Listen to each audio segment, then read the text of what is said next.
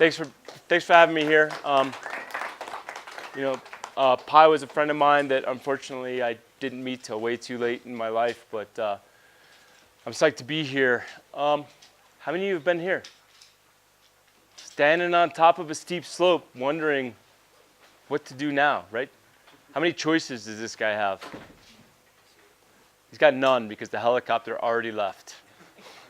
He's going down one way or another. How many of you have taken an avalanche course? How many of you have stood on top of a slope and all these things going through your head? You go out on your ski tour and you dig snow pits and you read the forecast and the weather and all these things, and you're trying to figure out which one of these things is important, which one is not, and what should I pay attention to, and what can I ignore? When you're standing on top of a 50-degree slope that's 3,000 feet long, it's not the time to have any questions about whether you should drop this line or not. So how many of you feel like this when you walk into snow-covered mountains? If you don't, you should.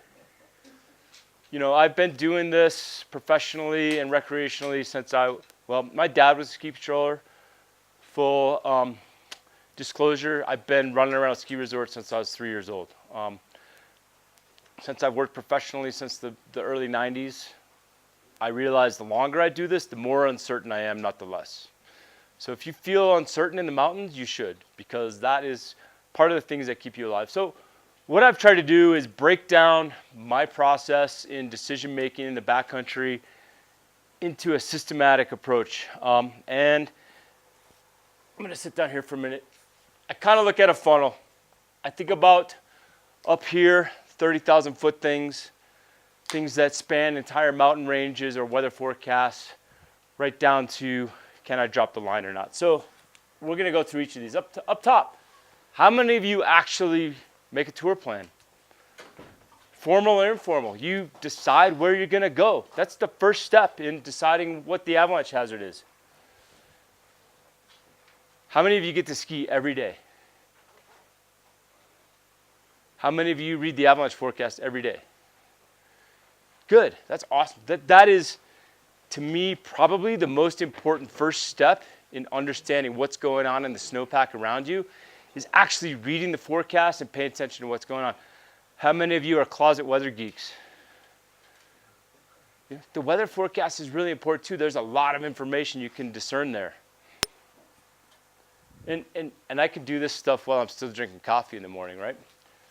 How many of you pay attention to season history? What can you tell me about the season history in this area right now? I've been here for 3 days, and I think I've got the entire season history figured out real quick. What's going on? Pretty big early season storm. Okay, and what did that do? Lots of bullets. Yeah. Rain soaked too. It's interesting. We actually saw a spot today where it looked like depth hoar got wet and froze back together. What else is going on? Is this a good year or bad year for the San Juans? Well, as far as total snow, I've been coming down here for a bunch of years, teaching the courses for the ski patrol. I don't remember the last time I was down here and saw so much stuff so filled in. You know, is that good or bad? I don't know. It's different from my experience, so I have to put that in the back of my mind and say, oh, things might not be what I'm used to. How many of you rely on peers or friends for your information? That's also a good and bad thing. We'll talk more about that. How many of you look at the internet? The internet is the best and worst thing we have, right? There is so much information available now, no matter where you live. You might be able to find a photo and a snow pit and an observation from the very slope that you want to go ski from the day before. You also might have a whole bunch of information from some anonymous guy on some forum that wants to spray a bunch of stuff that may or may not be really valuable. You have to dig through it. So the internet is a pretty interesting place. It's changed a lot of things. How many of you do snow pit tests, look at observations, have checklists? Checklists are really great things. Like fighter pilots use checklists. surgeons use checklists. People that make highly critical decisions use checklists. I use them a bunch in avalanche terrain. And lastly, at the end of the day, am I going to drop the line or not, right? That's ultimately what we all want to know. Does anyone here feel like they want to die skiing or snowboarding or climbing or whatever it is in the mountains? I have skied all over this world. I have climbed amazing peaks. I have yet to stand on top of something or ski in line and say, that's it, kill me now. That was all worth it. No, I'm selfish. I want to go do it again and again and again and again. And sometimes that means I turn around and wait till another day, and sometimes that means that I have a great line and I spend it with my friends. So go, no go is ultimately what I think most people want to get out of their avalanche education in the mountains. So, big picture. Sorry, I was going to replace this with a picture of the San Juans, but the Chugach Mountains are so cool. I start really high. I try and get a really good idea of what's going on around me in a really big picture view. The avalanche centers are great in the western U.S. You have to remember that they are painting a really broad stroke picture over a really complex set of mountains. They cannot identify every nook and cranny for you. They cannot identify that this couloir is the one that's going to be dangerous today. But they can give you a really good idea of what's been going on in a total mountain range sense. So I start there. And for me, I live in the Wasatch, relatively tiny mountain range, has a few ski resorts, it gets a bit of snow. Most of my big picture, it's my backyard. I grew up there. I can drive from my house, 20 minutes I could be at Alta, 20 minutes I can be in Park City, and all the backcountry skiing in between. My big picture comes from paying attention to what's going on outside my window every single day. Every time it snows, every time the sun comes out, every time the wind blows, I start thinking about how that's going to change that slope that I was on a couple of days ago.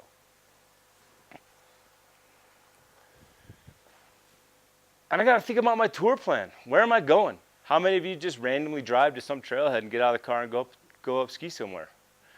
Even if you're not formally getting out a map and drawing out exactly where you're going and what you're doing, you have some sort of tour plan. This is my friends Dylan and Andrew skiing in Iran. They didn't have a map. They didn't have any info. They had this painting on a wall and this local mountain guide to point out things that they thought they could ski. Over here, this comes from Wasatch Backcountry Skiing Map. This local guy has created this map with all this run name info and all this data about how to get to places and how long the runs are and where the accidents happen, everything else. He's actually a SAR guy. He's a search and rescue guy. He created this map so that people would start using the same names for the same runs, because I'm sure here there are 12 different names for some run up there, depending on what generation and where you came from and when you wrote it and when you saw it and what magazine you saw it in. So, you got to start with something, an objective. We're going to meet at the trailhead at this time. We're going to go to this peak. We're going to try and ski this side. Starts with your tour plan. So does my tour plan match the conditions that I'm going to ski?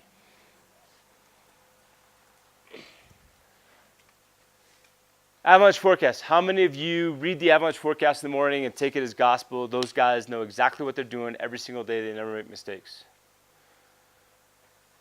I am not bad-mouthing them. They have a really hard job. But most of the good forecasters I know want you to challenge what they're saying. If you see something that doesn't jive, you can no longer take their forecast as gospel. The biggest question is what you're seeing with your eyeballs, the snow under your feet, match what you expected to see in the forecast? I'm always asking myself that, because if the answer is no, I have to change everything that I'm doing. This doesn't work anymore. What I expected, what I thought was going to happen has changed. So first question I ask, does this jive? And I ask that question a lot. If it doesn't, what surprised me? What did I miss? I'll step back. I try and predict the forecast before it comes out. before I click open on that email link every morning, I try to make a guess of what they're doing. If I missed it, what did I miss and why am I surprised? Is it because I overlooked something? Is it because something happened I wasn't aware of? Maybe I just was completely out of tune with what was going on. Now, let's go back to our tour plan. The forecast is out. It's what I expected. There wasn't surprises. Is my tour still appropriate for the conditions? There's a whole bunch of places here where you have the ability to opt out. And so make sure that once you know the conditions in the morning, a whole bunch is going to happen between now and when we wake up tomorrow morning. It's going to change what we thought we knew. Make sure your tour is still appropriate for the conditions and the forecast. Okay, weather geeks. I'm a weather geek. I wake up in the morning, I have 32 bookmarks on my internet browser that I open all at the same time, and I go through them 1 through 32 and try to come up with my own weather forecast before I read the weather forecast. Does that matter? Did anything happen today? Anyone outside today? Did anything happen today that wasn't necessarily in the forecast, or maybe was not what they forecast? Stronger wind. Yeah, I think I felt like in the places I was, the winds were stronger than were forecast. Does that change anything? Everything. I don't know if everything, but it changes a lot of things. There was a lot more snow moving around than I expected to see in different places than I expected to see. So the weather forecast is kind of my verification. It also helps me determine, hey, if I know that there's a storm coming in and the front is supposed to come through at noon, maybe I need to be headed home by 12:30 before things start to stack up and the danger starts to increase. So I look at the weather forecast. Questions I ask. How will the weather affect avalanche conditions on my ski tour? What's going to change while I'm out there? How do I need to mitigate that hazard? How do I need to mitigate those changes? Maybe it's not just avalanche concerns. Maybe the temperature is going to drop 20 degrees and I got to think about frostbite and other non-avalanche concerns. Maybe the sun's going to come out and rapidly warm things up.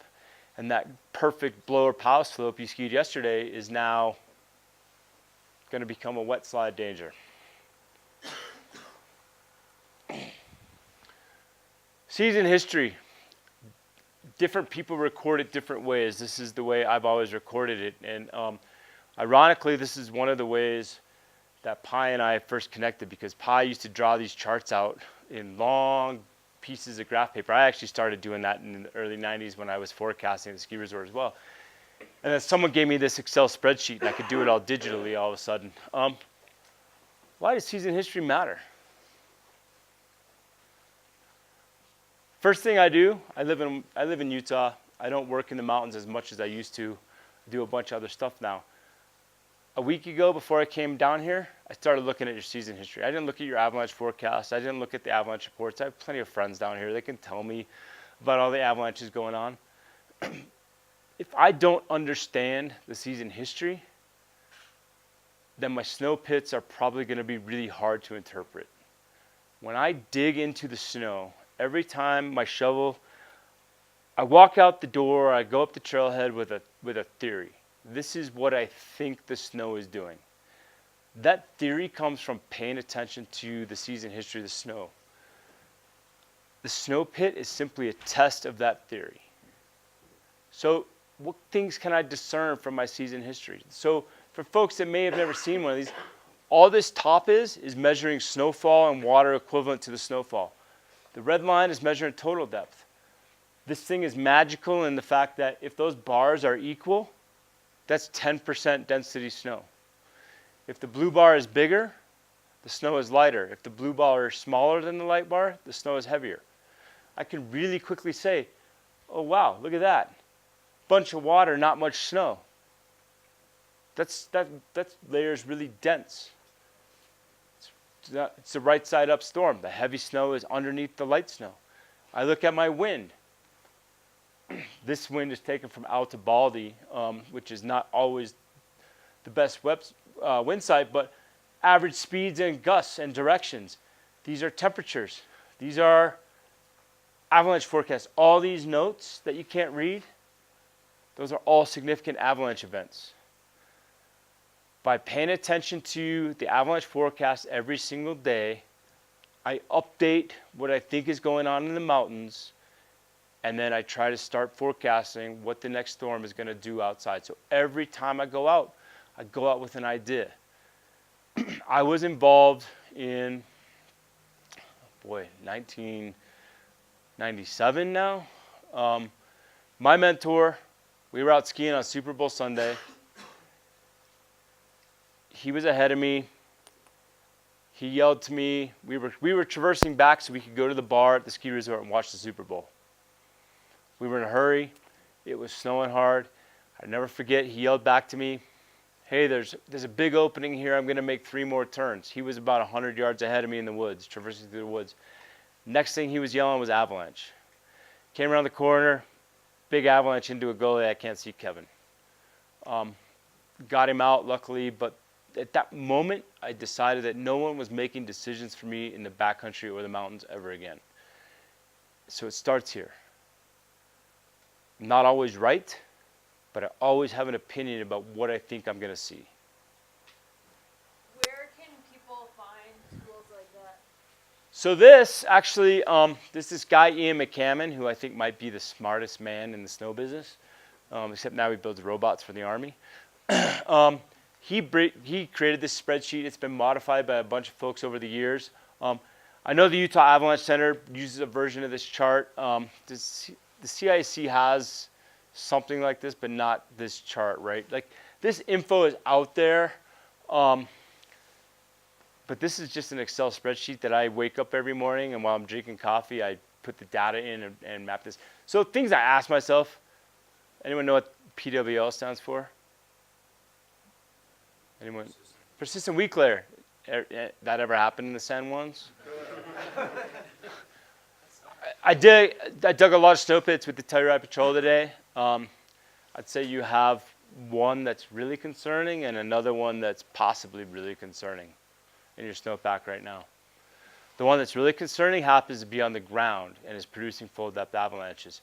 The other one's about 20 inches down and is not as easy to trigger, but it's there. We found it on west, east, and north aspects today. It's there. So first question I ask, do I have a persistent weak layer? How do I, if I look at this chart, what are things that I might look at that cue me into persistent weak layers existing?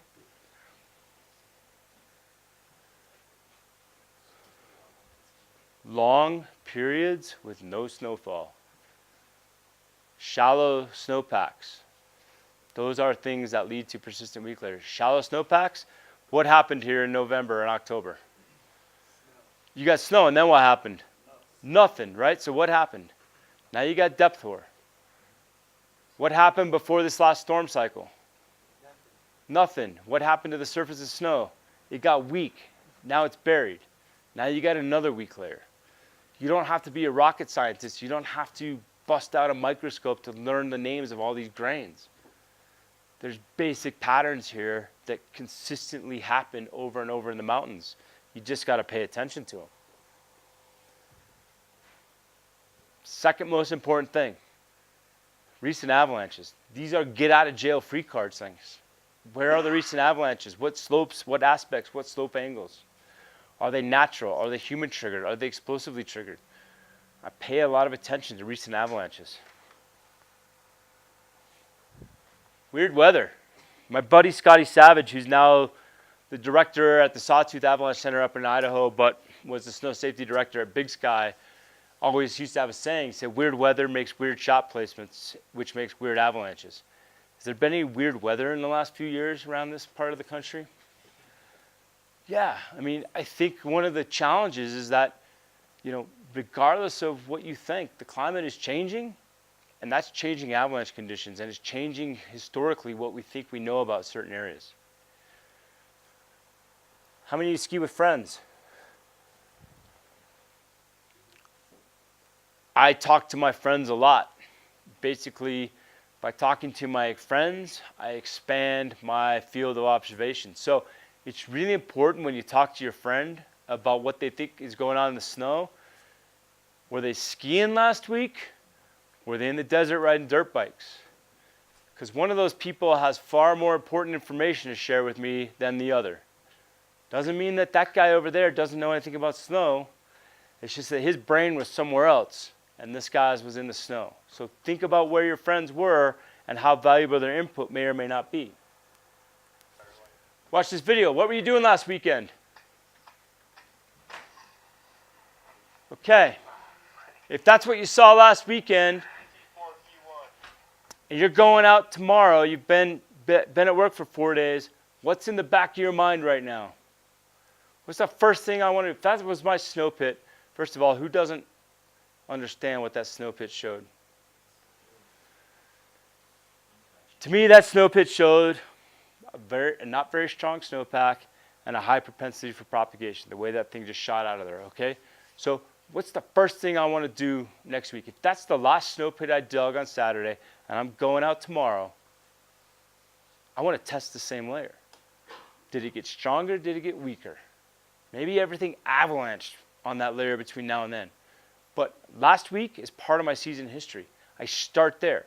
If I have a Monday through Friday job and I ski on the weekends, my starting point for next Saturday is whatever I last saw on Sunday. Take all those avalanche forecasts and all those weather forecasts through the week, and on Saturday morning, I'm walking out there with a theory and I'm going to test it. I don't have to walk a mile. I can jump right out of the car, right on the trailhead, and find a safe slope to do these tests. This is the Utah Avalanche Center, but the Colorado Avalanche Center has the exact same stuff. If I am going to a certain place, I'm going to go to the observations list and see if I have observations for that area. Maybe somebody went there yesterday. Maybe nobody's been there in a month. But you might get lucky and you go into this place and some guy, this is an observation I turned in a couple years ago, some guy that may or may not know what he's talking about turned in an observation for the very place you're going. That can be a huge piece of information. We still haven't left the house yet. We're still drinking coffee and gotta walk the dog. I gotta look out the window. This is Mount Crossan up in the Alaska Range. Little tiny insignificant peak in the Alaska Range. It's just over 12,000 feet. Looks like nothing because Mount Forker's right here, whoops, and Denali's right there. This is the photo I took the day before I got caught in an avalanche right up there. This is 7,000 vertical feet. Anyone got an idea what current condition I missed? Wind. I missed the wind slab. I was so summit starved after 20 days on the glacier and not bagging any peaks. I was hell-bent that we were going to the top. And my partner walked right into a wind slab. I was at the other end of the rope. It hit me. I almost went all the way down this face. It hit the glacier. It hit the Kahiltna. It was really ironic when I got home and started looking through my photos and went, duh, what's that cloud called? Lenticular. Yeah, indicates high winds aloft. Don't forget to look out the window. Anyone get it on the internet? We already asked, but what's the problem with this? Is there a San Juan's forum on or San Juan's thread on the TGR forums? The Wasatch thread is insane. Like it gets like hundreds of posts added a day. Sometimes I'm pretty sure it's a total waste of my time. But if I scroll through all the nonsense and the crap talking, all of a sudden I find out that somebody triggered an avalanche on this slope and went for a ride and got out. But they didn't tell the Avalanche Center. They didn't tell anyone else.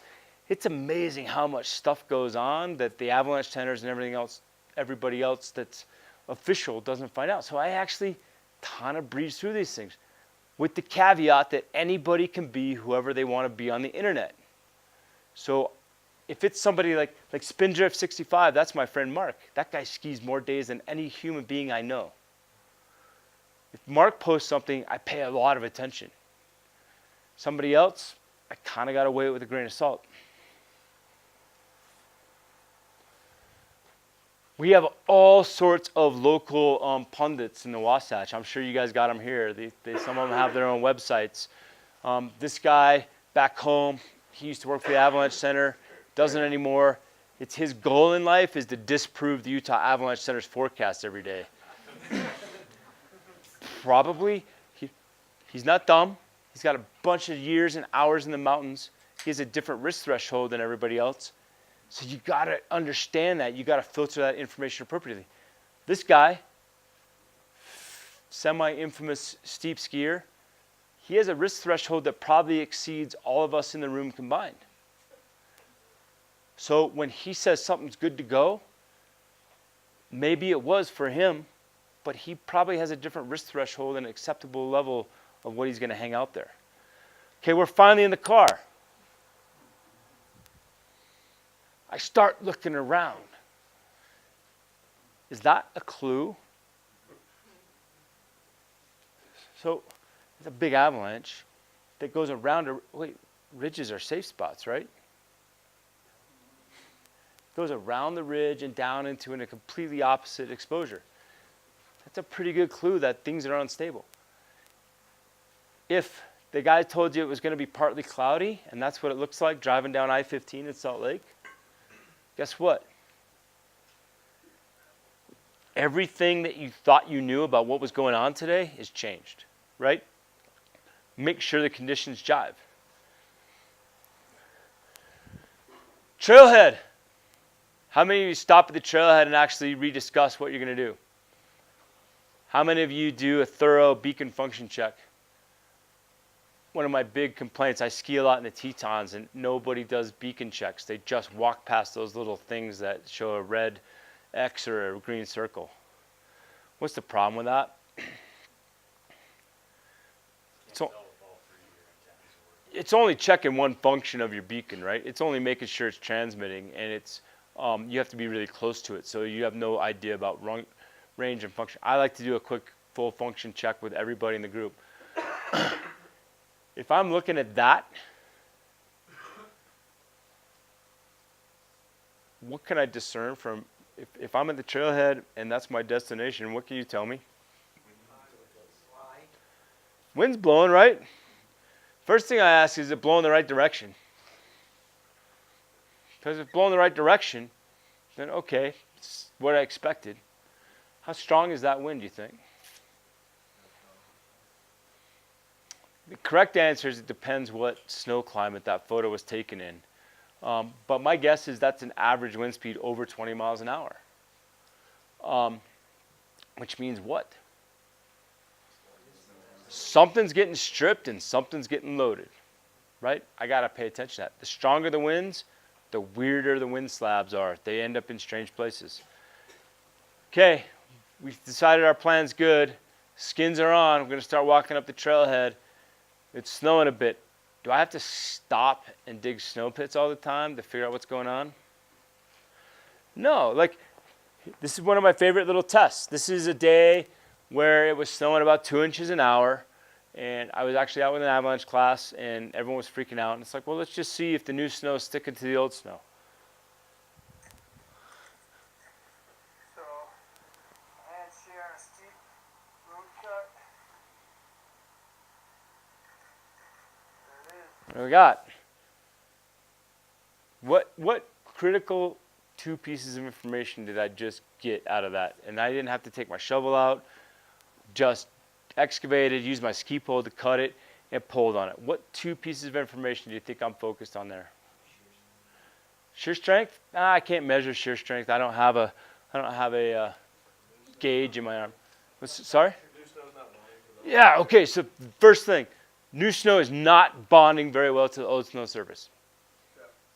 Depth? Yep, okay, so that's number 3.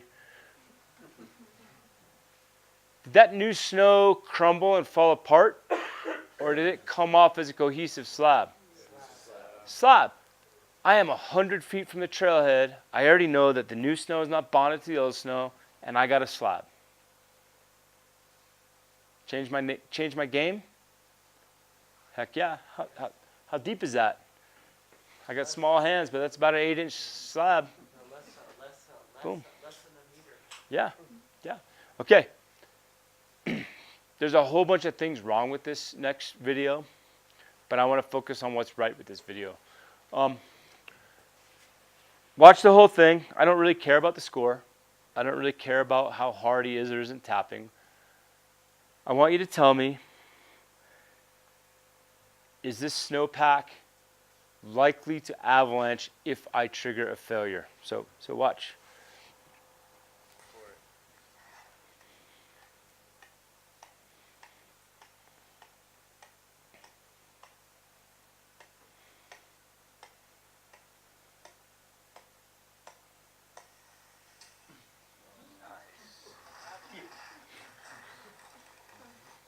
Anyone want to go skiing?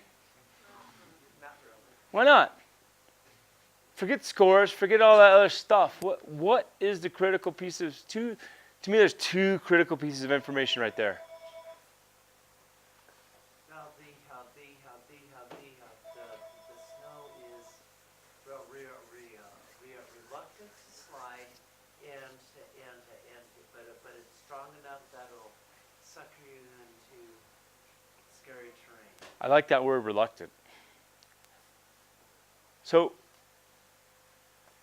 avalanches are really complicated, and the mechanics and and what goes on is still not completely understood. But okay, 18 taps. He was tapping way too hard, by the way, way too hard. That column is way too big. I don't care because the result is more important to me. So reluctant, yeah, it's right there at the upper end. So I gotta really give it a poke to make it slide. But once it failed, was there any hesitation? I think it zipped right off. Anyone got to guess what that weak layer is? Buried surface ore. Nice. Yep. Anyone want to know why we're standing on a 37-degree slope digging a snow pit? It's because it's only 20 feet long.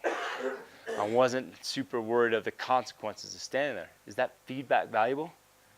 These are what I call get out of jail free cards.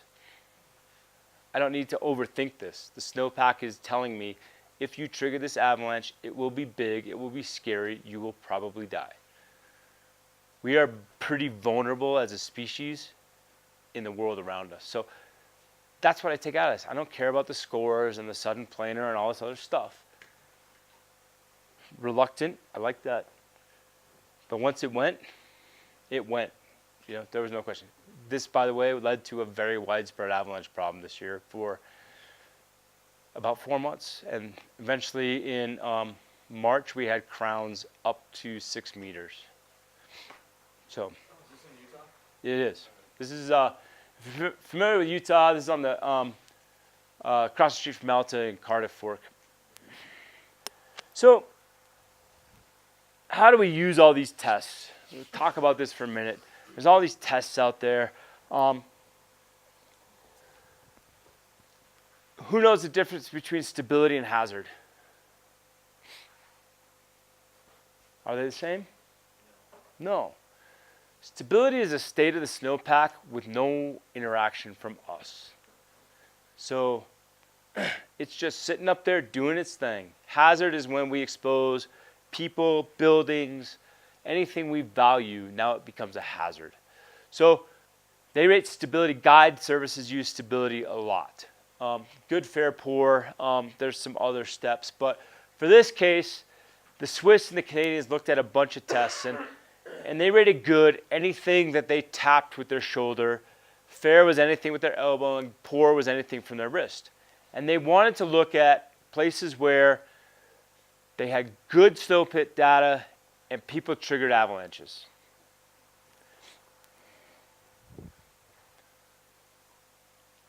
"20% of the time when people rated the snow stability as good, they were still able to trigger avalanches." Anyone going to go out in the mountains on a 1 in 5 chance you're going to trigger an avalanche? Is that the reality of what we do out there? I hope not. If you're triggering avalanches in 1 in 5 runs, you're not going to do this very long. Hate to say it. So we're doing something else right because we're not triggering avalanches. These tests aren't the be-all, end-all. So what do I do next? Is this crazy word or term in snow science, spatial variability. Basically what it means is there's these poor graduate students at Montana State that go outside, and Carl Birkeland will divide a slope up into 1,000 squares, and they do 1,000 snow pits. And then they go back to the lab, and they put all this data into a computer, and they see if it statistically correlates. And what they find is that stability of strength is high. And by strength, all we talk about is taps. So taps and snow stability are probably not very good. How many times I tap this thing, there's too much variability. I can't risk my life on taps alone, because we might die 12 to 20% of the time if we're just looking at taps. Let's talk about snow stability a little bit. So if we take, this is Toledo Bowl across the street from Alta, and we did all these snow pits, green light being good, yellow fair, red poor. If all I did was look at taps, how do I make a decision there? It's really variable all over the place. This is the Tetons. It's a run called powder corn, because in the spring, because of the aspect, one side you can ski powder, and the other side you can ski corn. It's great. But it's really steep. So if we go out here and we dig some snow pits, and we're good level 1 students, and we did ski cuts, compression tests, stuff blocks, all this fun stuff, and we know that the snowpack is highly variable and things change. We also know that there's deficit zones, and we got a bunch of questions. But I like this snow pit, and I'm going to ski. And my buddy Bat here says, oh, wow, that looked pretty good. I'm going to go ski where Jake skied. And he moves a little bit over. He hits that deficit zone and starts an avalanche. Now I got to dig him out. Well, how do I put this whole picture together so that I know if I hit that deficit zone, I might actually trigger an avalanche? I start to have to look at some other things, structure and propagation. So anyone here a fracture mechanics or a mechanical engineer? You want to come up and talk the rest of the time? So some really smart people have tried to apply fracture mechanics to snow, and they're doing a pretty good job of it, but there's some variables that they can't quite figure out. And they took this wheel strength, we used to say energy, but some people got upset about that, and then structure. And so really what we're looking at is, what's it going to take to make it fail? If I make it fail, will it propagate? Propagation is just that thing moving out, that slab detaching. And the structure is simply, do I have this path of least resistance for that avalanche to travel on, for that propagation to travel through? So how do we break this down? Who's ever heard of shear quality? We're almost to the point we can throw it away. It's super confusing. A lot of people got really hung up on it. But that same test with the taps, these same guys went and looked at it, and what they found,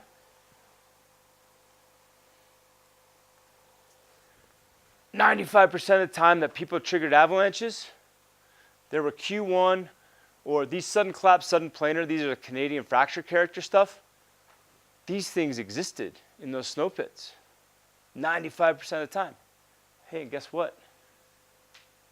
Didn't vary very, very much across the slope. I could feel a little bit better about this. What we're doing now to avoid confusion with the ECT, it either propagates or it doesn't. You don't need to get into the weeds about what level of fracture it is. If it propagates, most of us don't have the skill set, the mileage, and the experience to make a decision beyond that point. Choose a different slope.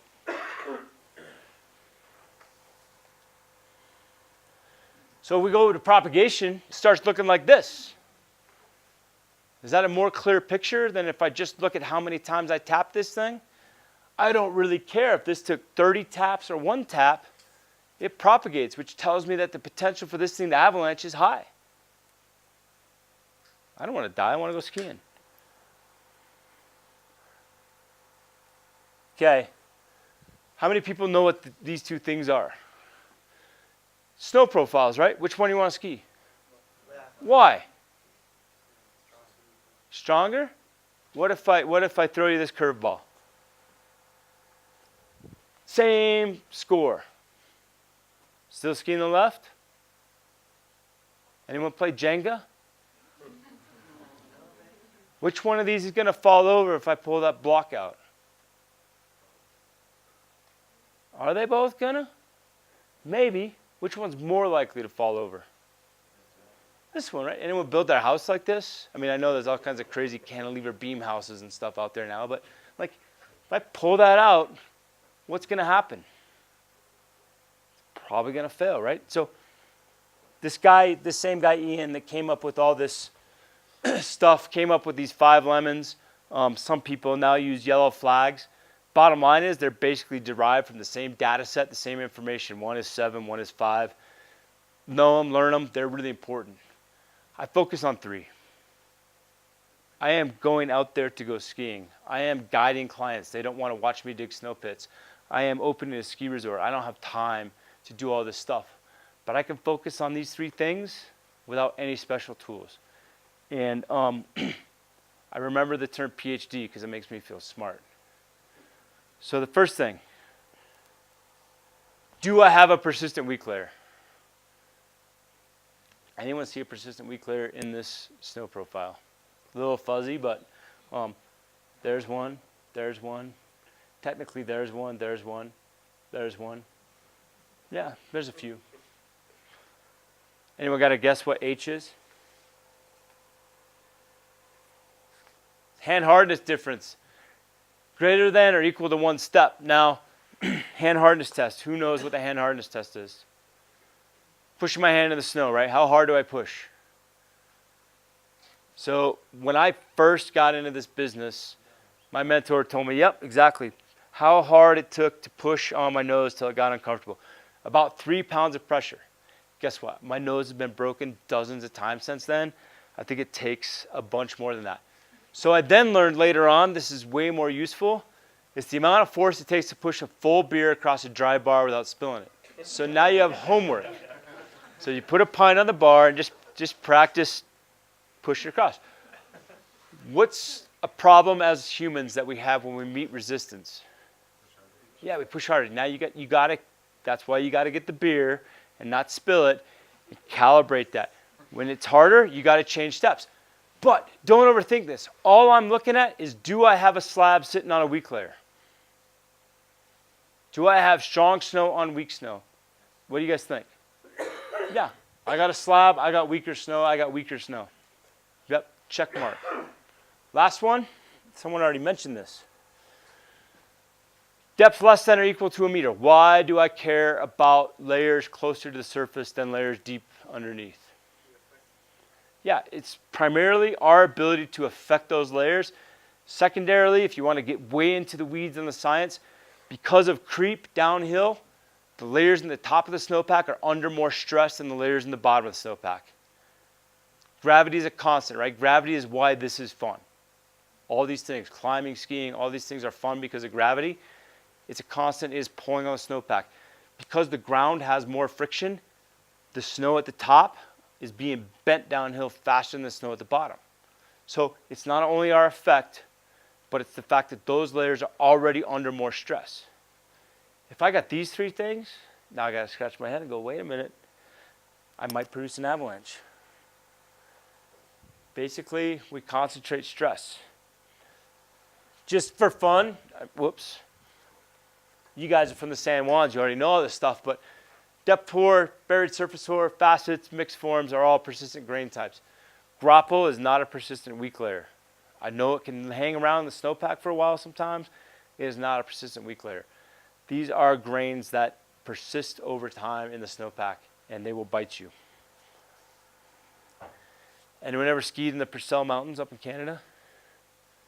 Beautiful place, lots of ski guiding going on up there. 1993, there was an accident involving a guided group. They dug a snow pit, which is where this came from, and they had all this info. 1993, I don't think anyone was talking about structure. I don't think anyone was talking about propagation. We were doing shovel shear tests and roosh blocks. So let's talk about lemons in this snow profile here. I got 1, 2, 3, 4, 5 layer interfaces in the top meter of the snowpack. Some of them I don't care about, some of them I care more about. Do I have any thin weak layers? Okay, so why are thin weak layers more of a lemon than a thick one? If I have some, Steeper temperature gradient. so that long term, yes. Short term, if I have something this thick and I start to deform it, how far can it move before it breaks, as opposed to something this thick? Which one of those can accept more stress before it breaks? The thick one is gonna be able to do this more than the thin one, right? So that's why thin weak layers are up there. Do I have any thin weak layers?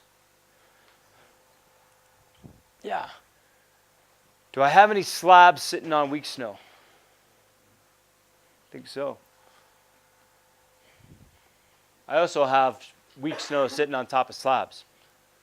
Do I have any persistent grain types or persistent weak layers? Depth or facet, facet.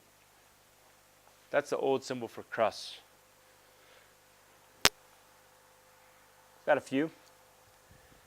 Grain size difference. So these numbers, these are grain size in millimeters. That's probably the hardest thing to measure in the field. Probably, in my mind, the least important. What I like people to focus on is, actually, you guys have the perfect snowpack for this. Depth hoar, are those big grains or small grains? Big. I mean, I saw some depth hoar grains up to 7 millimeters today.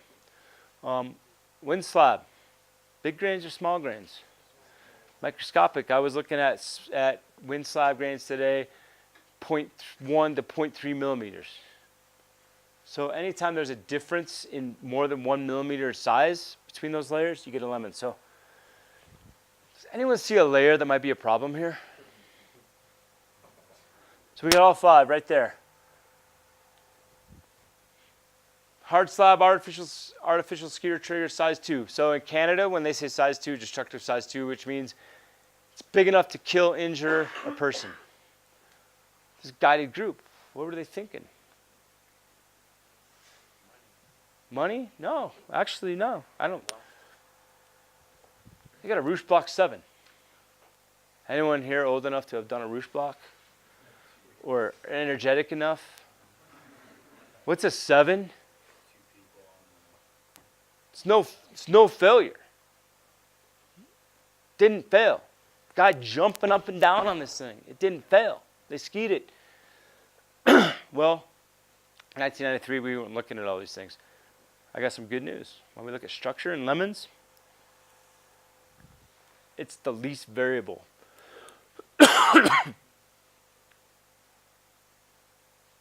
Strength is the most variable. Propagation is the next. Structure is the least variable when we look at all these things. So when I plug all this stuff together with my snow pits, go back to my toolbox, stability tests or strength. The question I'm asking, what will it take to initiate failure? Am I beating on this thing to save my life, or am I dropping a feather on it? Propagation, we used to say we measure shear quality. We don't care about shear quality anymore because now I got the ECT. I can just say propagation, yes or no. Structure, I look at my lemons. You guys didn't know you're coming to take a test tonight, right? Okay, so here we are. We are on a 38-degree slope. We dig a snow pit. We're trying to decide whether or not we can ski. And we get a test. Who could tell me what that means? Lots of gibberish, right?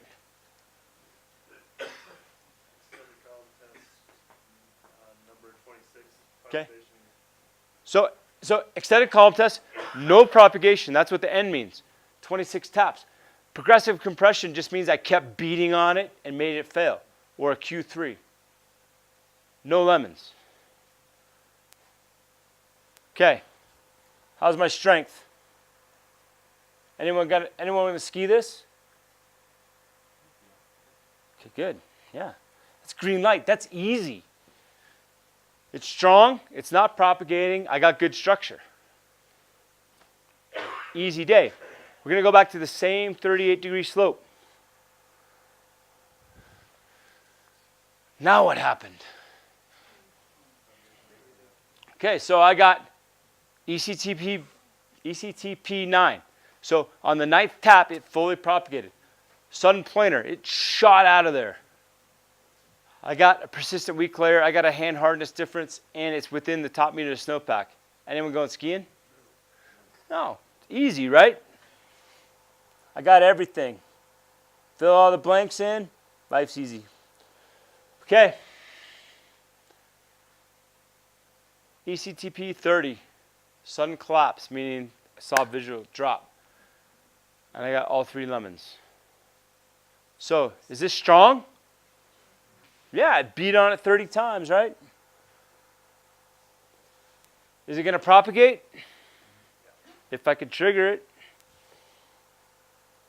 How's my structure? Not good. Who's going skiing? You guys chicken? Come on. 30 times. I'm beating on it from my shoulder 10 times.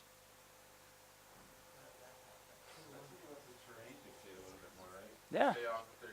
This is the one that's going to kill you. Because we get too sucked into this. I'm beating on it, beating on it, beating on it. But when it fails, boop. One of the things we were doing today in the resort, looking at some stuff that those guys are getting ready to open, we go to 30 taps. Nothing's moving. And then we go to 31, 32, 35, and then we're stomping on it with our boots. Why? I want to see if that potential still exists. If I make this layer fail, is it going to avalanche? This is the one that's going to get you. I don't like skiing looking over my shoulder.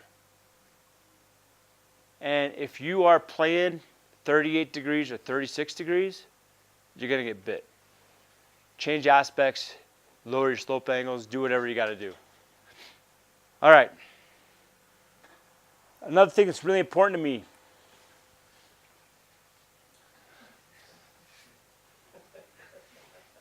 How many of you have ever spent time around an avalanche professional? Have you ever heard them say that they were keeping something closed or they weren't going to go because it didn't feel good? I can't tell you how many times I've said it.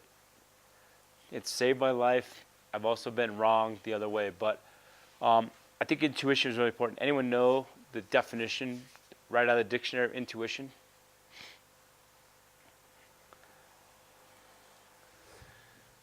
Oh, great. I'm acquiring knowledge without the use of reason. I think this is something left over from the time when we were walking around jungles and the hair in the back of our neck stood up because we were worried about the tiger jumping out of the tree and killing us, right? I think that intuition in the mountains are things that we absorb without realizing that we absorb them. You'll never see me walking around in the mountains with headphones in or listening to music. I like all my senses totally in tune. I'm not having loud conversations. When I ski powder, I'm not whooping and hollering. Because to me, with my hearing loss, those whoops and hollers, I can't tell if someone's screaming avalanche or someone's having a good time. I would rather know when someone's screaming avalanche than being running all over the place. But intuition is really important. You ever use intuition when you decide to open things, Matt? You're not on the record.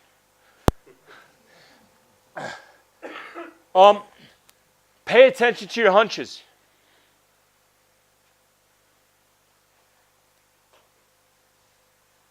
It's maybe one of the most important things out there. And I have missed some great powder runs because I just didn't think it was right.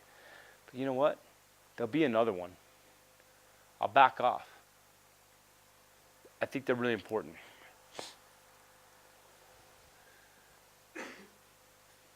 Norma McLean was writing about fly fishing, but this is really pertinent to avalanches as well. All you got to do is notice something that you didn't even know you were noticing. It's not even visible. It's out there.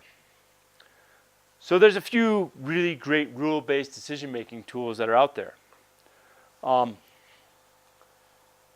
Is anyone here not human?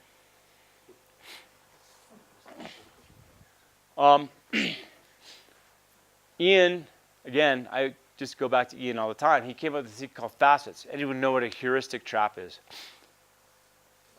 What is it? Yeah, it's a shortcut in logic. We use them all the time. The two great examples I can think of are next time you drive, and I know not a lot of you drive around here, but where I'm from, everyone drives. I drive to the same grocery store all the time from my condo to the grocery store. Put my truck in park, go inside. I don't have much actual memory of driving from my condo to the place because I do it so often. I think I followed all the laws. I stopped at all the lights, did all the things. My brain just takes me there in a shortcut. I go inside the grocery store. I go the same way every time. Nothing screws me up more than going to the same grocery store chain in a different location and they have the store laid out entirely differently. Because I got to look for everything that I'm used to getting. These are heuristics. Our body, our brain is really good at creating these shortcuts in logic. You got to be really careful in the mountains. Familiarity. What's familiarity in the mountains? Who here's a local? Who skis in the same spots all the time? That's familiarity. You get sucked in. Knowingly or not, you are sucked into familiarity because you go to that same place all the time. You do the same things the same way all the time, and you don't recognize when conditions change. That's when you get in trouble. Acceptance. I know how dangerous this is. I'm willing to accept the risk. I've put dozens of people in body bags and handed them off to their family and loved ones in parking lots. Family wasn't ready to accept that risk. Commitment. Today is the only day I have off. I am going for that line. I am going for that summit, whatever. Not backing off when conditions are not right. Anyone here an expert? Expert halo. What do you think gets experts in trouble in the mountains? Overconfidence. Trying to outsmart the snow. I find myself trying to do that thing all the time. Tracks make it safe, right? Tracks make it tracked. Do tracks change how we assess a slope? It should. That means somebody's tested it. Doesn't necessarily mean it's safe, but somebody's tested it. Doesn't mean you can go drop the line right next to them. And anyone here have an Instagram account? Social facilitation. We joke that part of the reason that everyone skis right across the street from Alta is so that everyone can see your tracks. Because nobody cares if they're 10 miles away and can't see it on Instagram. So social facilitation, we all get sucked into these things. Just ask yourself, we're all human. We all get sucked into these things. We all get sucked into different ones. By being honest with yourself, which one of these things you're most susceptible to, you will make better decisions in the mountains because you will recognize when you're starting to go down that path. Anyone ever heard of this? Alp truth. And the S you might never seen before. That's something I added. This might be the single most simple, important decision-making tool I use in the mountains. Avalanches. Have there been any avalanches in the previous 48 hours? Doesn't matter if they're explosively triggered, skier triggered, natural. Have there been avalanches? If the answer is yes, I put a check mark. Anyone know what L stands for? Loading, yep. Any loading in the previous 24 hours? Yes or no? Check mark. P, anyone? This is the one where everyone gets hung up. Path. Am I entering an obvious avalanche path that a novice could identify? Anyone got a guess on the first T? Terrain trap. Okay, so terrain trap, not just gullies. Gullies, trees, rocks, cliffs, mines, lakes, rivers full of sharks, whatever it is. anything that is going to make the consequences of getting caught in this avalanche more serious is a terrain trap. I think too often we get sucked into thinking gullies, but you know, anyone want to get hit by a baseball bat at 80 miles an hour? That little tiny aspen tree or that little tiny fir tree, that's Babe Ruth swinging at your head. Or rating of what? From an avalanche. Yep, but there's what rating, what level? Considerable, yep. Considerable or higher. So I have a rating considerable or higher. By the way, this came from Ian looked at like 897 accidents, and he came up with these 7 common themes.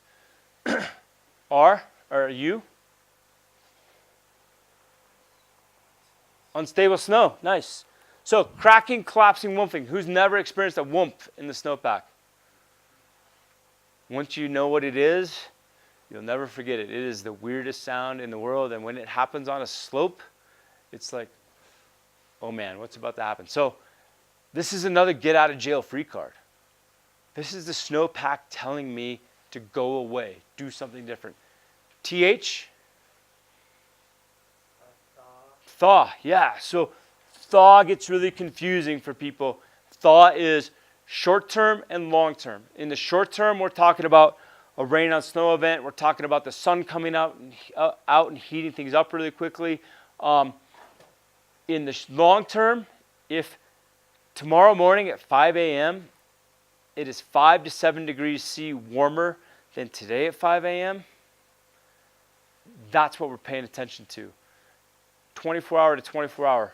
The snowpack is like people. It wants to change slowly, and it wants to be warm. For the snow, warm is 0. And this S I throw on the end, anyone got a guess what that is? It's close. It's related to structure. Season history. Do I have a season history of weird or abnormal or persistent weakness? So how do I use this for decision making? If I have 3 of these, my guard hairs are way up. I'm starting to ask myself if I'm making good decisions, whether or not I should be in this terrain. If I have 4 or more, I'm choosing different terrain.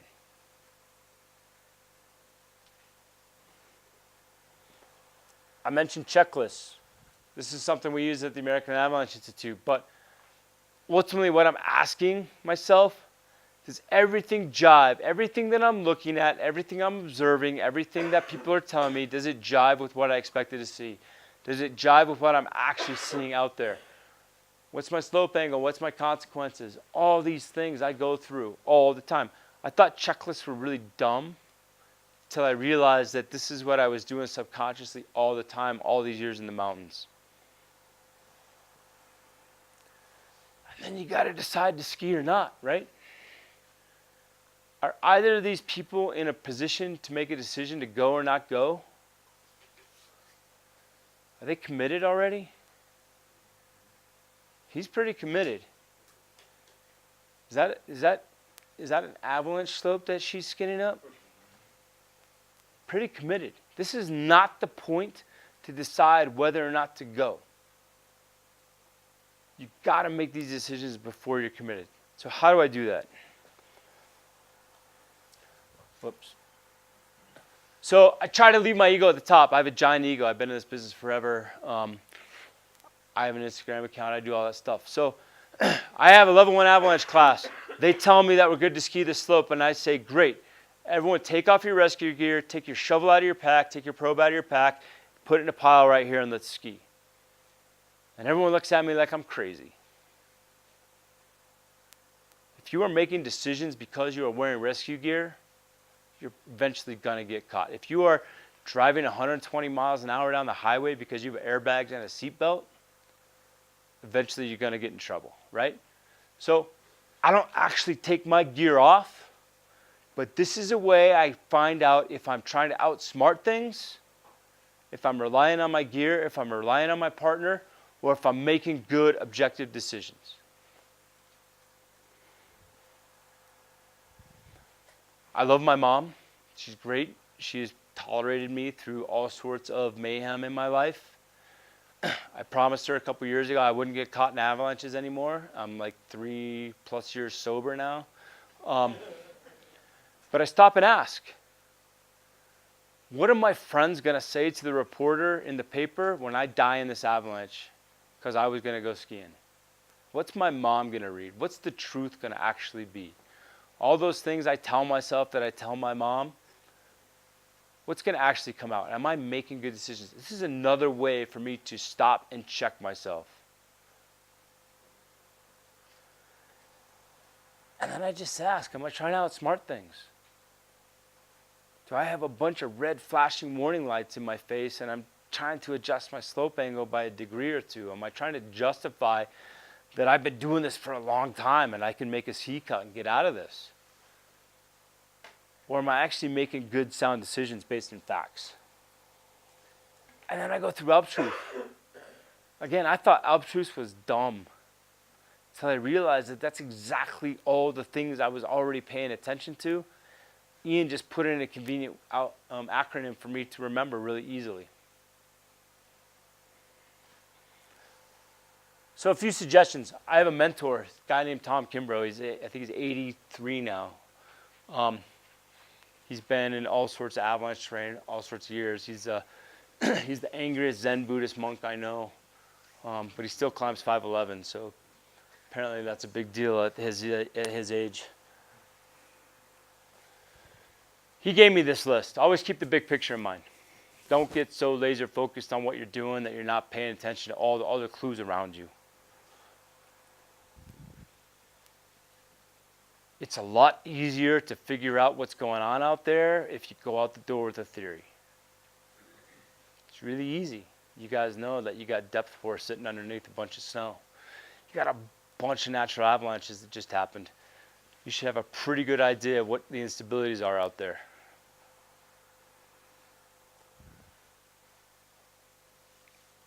I started taking notes years and years and years ago. I have every field book through my entire career, and they get better and better. They also get thinner and thinner because the notes I take, there's not as much noise in them. But I start paying attention as soon as the first snow sticks to the ground. That first storm, you know what I do? 3 days after the storm, I go out and take a picture. I want to see where that snow stuck around early season because those are areas later on that are going to have weak snow.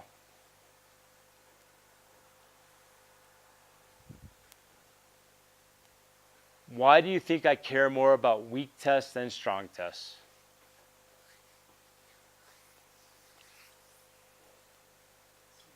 But looking for stability versus instability. Yeah. Positive reinforcement. I want to know worst case scenario. If I find the thin spot, if I find the weak spot, how bad is this going to be? Strong tests, snow pits never justify my decision to ski. But weak ones will turn me around. My decision to ski or climb is based on cumulative knowledge of everything else around me, but a weak one will send me home. Like that. Sheer quality instructor. So, you guys are all, if you go outside in the mountains, you better start thinking of yourself as an avalanche forecaster. Things I recommend that you do. I know it's hard, but you got to think about the snow all the time. You know, get the automated emails from the Avalanche Center, open it up and spend 10 minutes while you're drinking coffee in the morning, read it. Pay attention. You might not get out for 2 weeks, but form an opinion of what you think is going to happen in that place you just were. Always have that opinion. Keep a close eye. Get a notebook and use it. I use a notebook primarily when something doesn't make sense, I can flip back and see what I missed. Snow study kit. What's the most important piece you can have in a snow study kit? Snow saw. Can't do good stability tests without a snow saw. What's the next most important thing? Clinometer. I use Theodolite app on my phone. There's a bunch of other ones out there. Learning to see the difference between 32 and 36 degrees is so important. This is why ski patrollers are so good at managing terrain, because they spend so much time trying to trigger avalanches. They get really good at identifying those subtle breakovers. But go out, challenge your friends. Look at a slope, guess the slope angle, then measure it. You get really good. But to the naked eye, 32 and 38 degrees look really similar. One of them can be really safe and one of them might be really dangerous. Read books. There's a bunch of them out there. Last few things I have. You know, the mountains are amazing, but it's really like that you can give up everything. So what do? This is a little bit outdated because it's changed a little bit, but how many of you think about all these things in these bottom two tiers before you took your level 1? How many of you have a first aid or CPR certification? Man, it can be the difference between a really good day and a really bad day. You got to be fit. You got to be able to travel in the mountains. You got to know how to take care of yourself, your equipment. How many people can still read a map? I mean, I find myself getting more and more sucked into the digital age, and then what do you do on a 3-day hut tour when your battery's dead and you got nowhere to charge it, right? You better be able to read maps. Winter travel skills. How many of you know how to dig a snow cave, make an igloo? Part of the reason I say snow saws are important, they make building igloos way easier. How to take care of all your gear, communication, radios, all that stuff.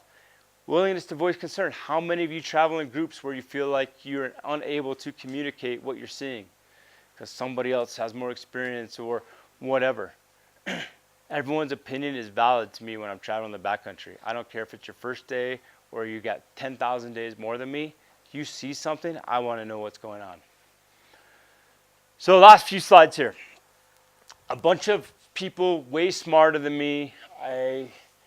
Every time I give someone credit for this list, they tell me they got it from someone else. So I'll just say that anyone and everyone I ever learned from and mentored probably contributed to this list at some point.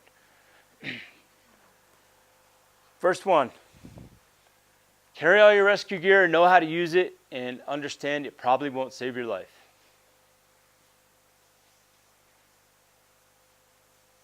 The harsh reality of this. I've been involved in a lot of avalanche accidents. I've been involved in a lot of avalanche recoveries. I've been involved in a lot of stuff. You got to know how to use this gear with your eyes closed, with your gloves on, blindfolded, dizzy, upside down, and backwards. But if you're counting on it to get you out of a bad jam, it's probably not going to.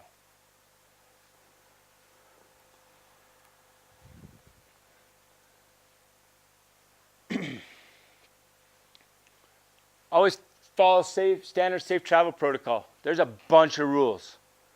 Unfortunately, they don't always work that well in the mountains, but one at a time is a pretty good one. I expand on it a little more. Minimize the number of people exposed to hazard at one time. Sometimes if you're in a group of 3 people and you got to cross a big slope, it could take you hours to do it one at a time. So think about the size of the avalanche potential and what's going on and minimize the exposure. Don't cross above your partner. Always leave someone in a safe spot to do the rescue. Always have an escape route planned. When I ski, even in the most stable conditions, I am always thinking, if this slides now, I'm going hard right. I'm going to straight line it. I'm going to grab that tree. I'm going to go hard left and try to dry dock on that rock. I'm always thinking what I'm going to do if something slides, so that when it does slide, I don't have to think about it. I just do it.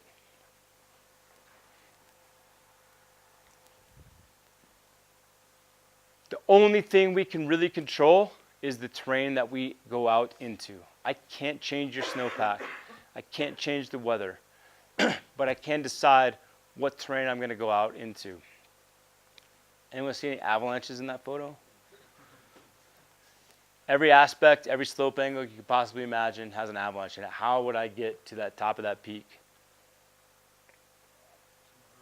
The helicopter. That's the right answer.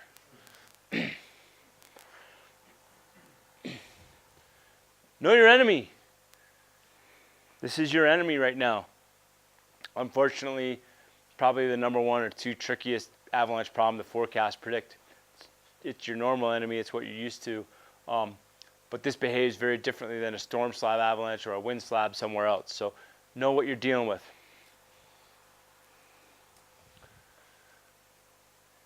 snowpack wants to change slow. Anything that changes it quickly should get your guard hairs up. You should be paying attention. Whether that's sun or rain or wind or a big snow event or whatever, you should expect that avalanche conditions are changing rapidly. So always be suspicious when something changes things fast. That's why explosives are really good at starting avalanches, because they change the snowpack faster than it can adjust. Weird weather makes weird avalanches. Anyone heard of the lake effect in Utah? Yeah, so if you actually look at this red part in the radar, the most intense precip, it's like just a pipeline off the lake right to Alta. It's amazing when it happens. It happened a couple weeks ago, 90-something inches in 3 days. But just remember that when the weather gets weird, the avalanches get weird.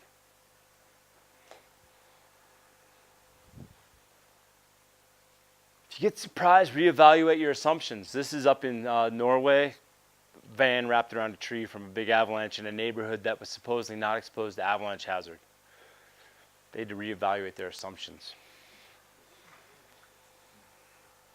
Anyone spend any time in Peru? Anyone know what that peak is? That's Huscarán, probably the largest known modern avalanche accident in history. Whoops, there's a village under there.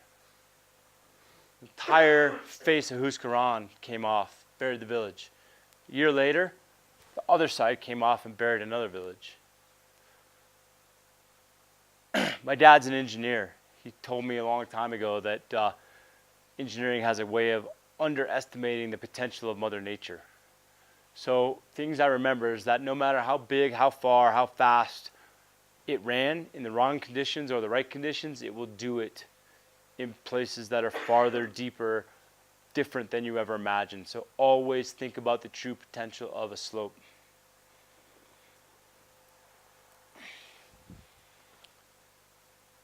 We are really bad at being human. You got to be Spock. You got to make your decisions based on facts and observations, not what you think you see or what you want to see. We are really good at taking information and skewing it to justify what we're doing instead of looking holistically and objectively at what's going on. And lastly, Avalanche doesn't know, and it doesn't care that you're local. It doesn't care that you're an expert. It doesn't care that you've done this 1,000 times. It will kill you just as dead. That's my friend Steve Romeo. Steve dead.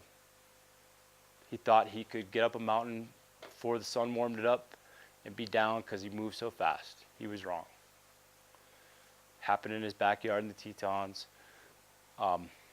It gets us all. Some of us get away with it, some of us don't. But the avalanche isn't different to us going through the mountains. We just have to remember to play by its rules.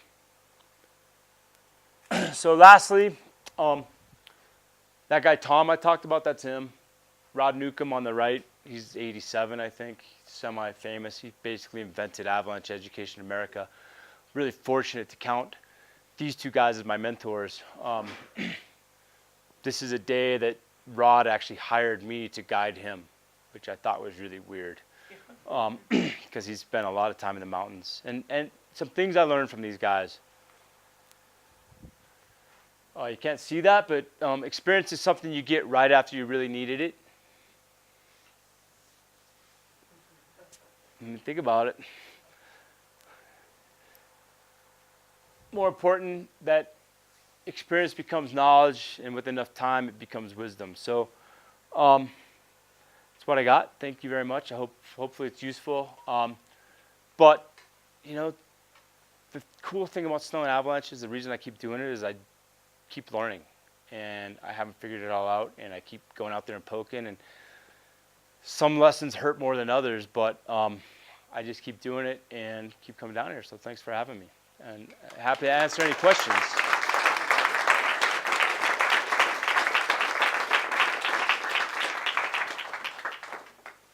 Or not, you don't have to ask questions.